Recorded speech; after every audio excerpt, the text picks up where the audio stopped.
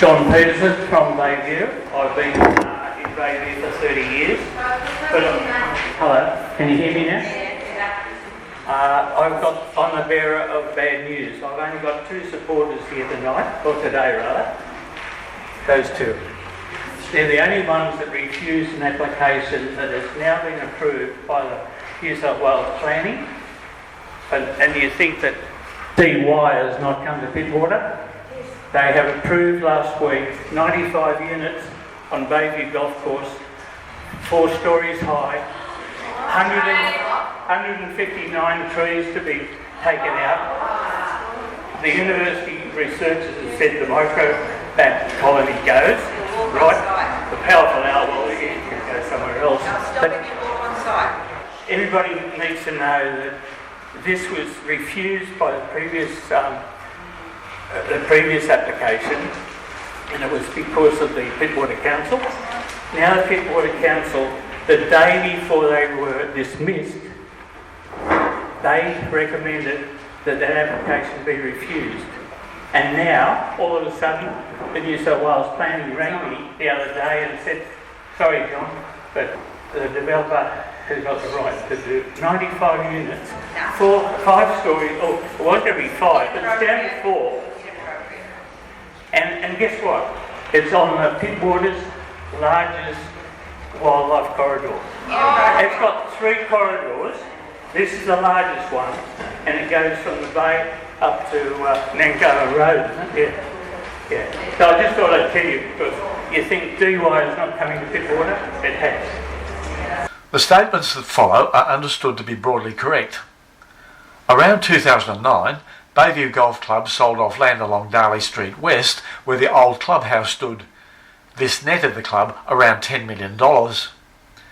A swish new clubhouse was built for $7.5 million, but it's operated at a loss almost every year since it opened.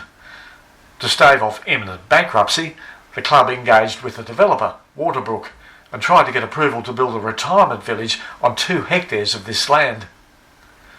The land to be developed forms a critical part of the largest wildlife corridor in Pittwater. 159 mature trees would need to be cut down, and that would be the end of the local colony of microbats, as researched by the University of New South Wales. The resident pair of powerful owls would also be affected, as would the endangered common bent-winged bat. Pittwater Council strongly resisted the development application, and on that basis it was refused by New South Wales Planning in May 2015. Waterbrook then started propping the club up by doing flood works and making loans available, all the while waiting patiently for planning approval. If you're a developer, no doesn't mean no, it just means that you have to wait a little bit longer. The agreed price of this 2 hectares of land is $10 million. Should the deal not proceed, the club will become insolvent sometime in 2018. In January of this year, Premier Mike Baird abruptly quit, and in the reshuffle that followed, Planning Minister Rob Stokes lost his planning portfolio to Anthony Roberts. Within 2 months, Roberts' Department of Planning and Environment approved the development. We understand this letter of approval was worth $10 million to Bayview Golf Club. Their financial problem appears to be solved, for now at least. But the wildlife corridor, the most significant in the area, will be broken. Hundreds of mature trees will be cut down, the microbats will disappear, and so too will yet another piece of Pittwater's natural heritage. The problem with the whole process is that it's only between New South Wales Planning and the developer. The public is not allowed to participate. Pittwater Council strongly opposed the development, recommending it be refused in a strongly worded letter dated the 3rd of May 2016. But just a few days later, Pittwater Council itself was killed off by the New South Wales government, forcibly amalgamated with its old nemesis, Warringah. Since then, Pittwater has not had elected councillors, and that will remain the case until after elections are held in September 2017. Even then, Pittwater councillors will be outnumbered 12-3. That's 4-1, or just 20%. During this 15-month interregnum, deals like Waterbrook Bayview Golf Club can slip quietly past the slackened safety net that a truly local council would otherwise be holding erect.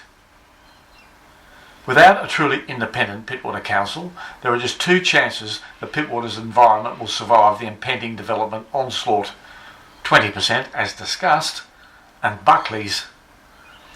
It seems that Bayview Golf Course's famous elephants have been eclipsed by a much larger white elephant, all because management blew itself up with a grandiose scheme.